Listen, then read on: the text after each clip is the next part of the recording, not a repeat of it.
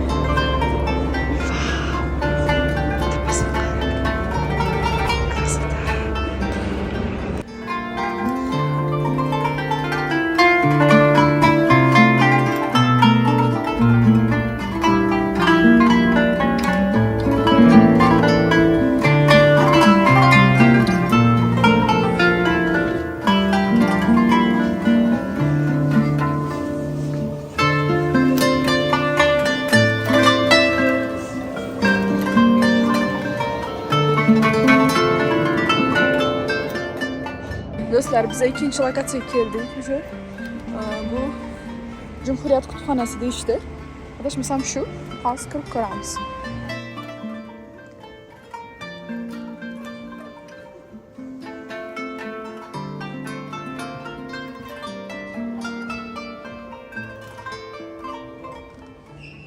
Biz hozir birinchi etajdamiz. Bundan tashqari 6 etaj bor ekan. Bular xolasi saylanib chiqamiz.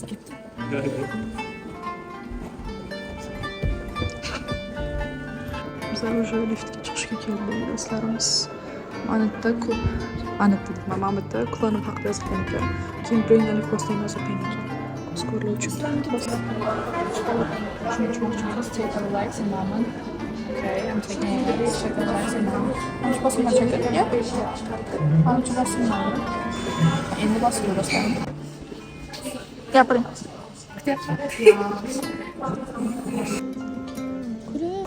Do'stlar, mana aslida Anqaraga nimaga kelgandik? 36 gençlik zirvasi, ya'ni 30 yoshdan kichkinalar uchun yoshlar festivali bo'lib o'tyapti. Birinchi bo'lib Turkiya madhiyasidan boshlandi. Fun fact, turklar madhiyada qo'lini ko'ksiga qo'ymasgan. Keyin bizda ochilish videosi bo'ldi. Undan keyin Bakan chiqib so'z ijro etdilar. Biz orada intervyu berishga ham ulgurdik. Shu bilan ikkinchi kunga kechdik.